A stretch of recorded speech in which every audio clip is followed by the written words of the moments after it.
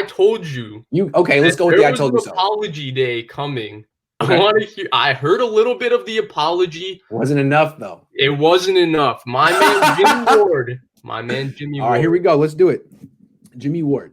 I apologize. I said Jimmie Ward is not a playmaker. I said that while he's a solid player and a smart player and a coach's favorite, that he simply doesn't make a big enough impact to justify the contract that he got. And the fact that he got that contract is why other impact players aren't on the team. And I was hard on him.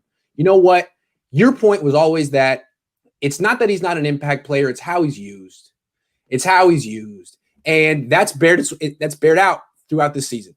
The more that he gets involved near the line of scrimmage, the more of an impact he makes, the more of a playmaker he is. And what I would like to say is I'd like to revise my stance on Jimmie Ward. He is an impact player, as Patrick Willis tweeted last night. He is a playmaker, but I think he's best suited near the line of scrimmage. I understand you don't want to play him there all the time because he's built like a corner, but he plays like a strong safety. He's terrific in the underneath zones. He forces fumbles. He's terrific in coverage. I don't think he's necessarily an impact player playing deep in the middle of the field. That's fine. You don't have to be an impact player in every single facet of your position. Just be good in most of them. And he clearly is. Jimmie, I take it back. You're an asset to this team. And It's a good thing that they're going to have you next year and in the future. Good. I'm glad they kept it.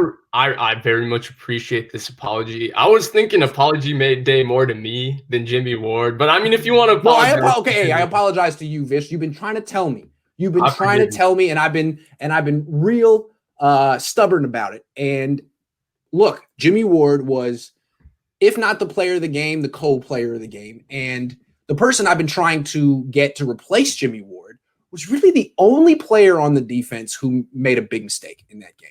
The only one. Two.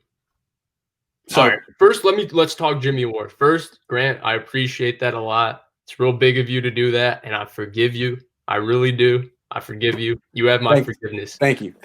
All right. Second, me. With Jimmie Ward yesterday, how he was used was the key, right? He was used more near the line of scrimmage. They had him on man sometimes against Woods and Kupp. He did that. So he was kind of the enigma of where's Jimmie Ward going to be in this defense. They had him, and he was everywhere. That's where he was. He was everywhere. He was playing outstanding. I do want to push back on one point you made about the center field thing. I think there's nuance to that. I mean, if you're Ed Reed, then yeah, he's going to make plays wherever you put him. But if you put a guy in center field, like if you stick Tarvarius Moore back there and the way they play defense, you're not going to get the most out of Tarvarius Moore because his job is not to get beat over the top first. His job is to protect everybody in front of him. And so it's very difficult to make plays when you play defense that way. And the Niners it's bared out that it's an excellent way to play defense. What I would say is that with Jimmie Ward, yeah. With Jimmie Ward, what I will say is that that point about center field, like I think Minkah Fitzpatrick is the prime example of this. He was totally misused with Miami, and Miami has a great defensive scheme, but he didn't fit that scheme. Now he goes to Pittsburgh, and yes, he does play the center field safety, but what they do is they let Minkah Fitzpatrick be the one that picks off crossers. So the Niners defense, the way they deal with crossers is that their linebackers drop in underneath zones to drop under the crossers. Right, because they're playing cover 3, not cover 4. Yep, right. With the Steelers, they let Patrick jump the crossers, and if they're playing single high, they make the backside corner chase, make the 20-yard shift, and play the deeper zone. Well, Jimmie Ward doesn't do those things. So there's a lot of nuance and scheme as to how which guys make which plays. There's a lot of it. That's why the linebackers on the 49ers make a lot of plays because they're jumping under crossers. So Okay, I feel you. And look, I'm going to give you the opportunity to gloat and to say I told you so and all that because you get it. You're right. All I'm saying is Jimmie Ward's been in the league a long, long time, and he had a really good game yesterday. Let's see him do it again. Before we crown him, he's been in the league a long time. Let's see him keep it going because I think he can.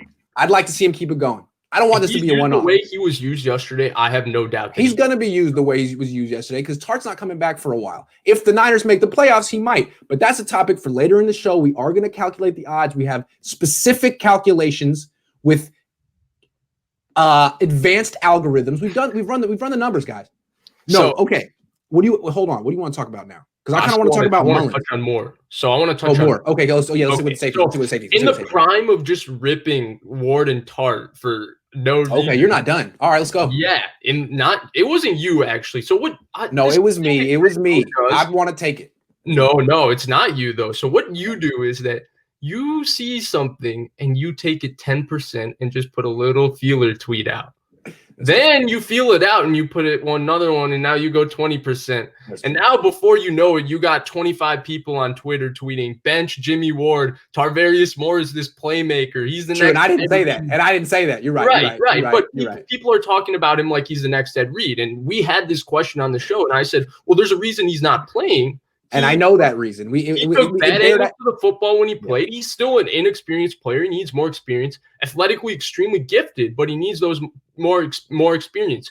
Yesterday, the Rams offense would have scored 3 points if it wasn't for Tarvarius Moore. He made two big mistakes. The first one was Cooper Kupp beats Emmanuel Mosley in man coverage. Should have been an 18-yard gain, 20-yard gain. Stopped him at midfield.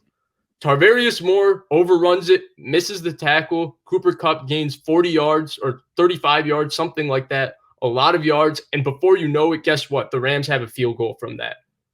When you're being a starting free safety, it's nothing against Moore, right? Very talented player. And I do see what you mean where he can make plays and stuff. But those are the little things that you have to do first before you do the secondary stuff. And then the second one was the obvious one. Everybody knew it was on him. He didn't make the tackle in the hole. What could have been a 12-yard, 13-yard run turned into a 70-yard run because he missed the tackle in the hole. Great effort from Jason Verrett. You love to see that type of compete to go run him down. That was awesome. But he didn't make the tackle in the hole. A tackle that Jimmie Ward would have made. A tackle that Jaquiski Tartt would have made. A tackle that Marcel Harris would have made. Okay. So I do think— now I want you to say something nice about Tarvarius Moore. Oh, I think his speed is special. I do think his speed adds something to this defense. I'm not writing him off. He was right. I like the pick when they picked him because I like guys that run 4.3. I do. And I think he's a very talented player. I just think that people went too far. He's more than fast, though. Right. That's not just his whole skill set. I think he has shown he's an extremely fluid athlete. And he has made plays. He's made mistakes. He's also made plays. He seems to have an instinctual nature about him. But you're right. His angles to the ball are almost unacceptable. And if he keeps making these mistakes, he won't be a starting safety in the league. What's intriguing about him is that he has made plays, and that I think, given how little experience he's had and how long he's been on the bench, it'll be interesting to see how the next 5 games play out, if this continues to happen, or if he fixes it. Because if he fixes it, now the Niners got a nice starting safety for 2021. My argument is not to write off Moore. He's absolutely not a bust. He's got tons of talent. He just needs experience and reps. It's more just a point to show that, hey, Ward and Tartt have been doing this for years, and they've been really good at it. And it's just subtler things and details that people haven't noticed. It's probably something that Moore is going to improve at. I have no doubt about it. They're a very well-coached team. I'm sure they're harping on it with Moore. He's very talented, so there's nothing physically limiting him. Like Marcel Harris, came off the Achilles. He's not as fluid or as gifted athletically as Tarvarius Moore. Tarvarius Moore is one of the most athletically gifted players on the team. Thank you. So he's gonna get there at some point. There's just ways to go for him. I just think those ways were not realized. And I just wanted to point out to those that thought that my man was Ed Reed when he was going to just come in and replace Ward and Tartt.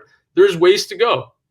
Real quick, though, before we move on, in that spirit, I'd like to apologize to Jaquiski Tartt, who I never really have anything nice to say about him, although I like him more than I think my coverage indicates. And I don't know why I tend to be so hard on him. So, Jaquiski, I apologize. You're a good player. The Niners really would have gave up 3 points and scored 7 on defense if you had been in this game. So apologize to you. Good call. Although, you've had your, but I'm not going to say that. Apologize to you. Good stuff, Jaquiski. And I hope that either the Niners find some cap space to bring you back next year, or you get to go somewhere and have like a great second act to your career.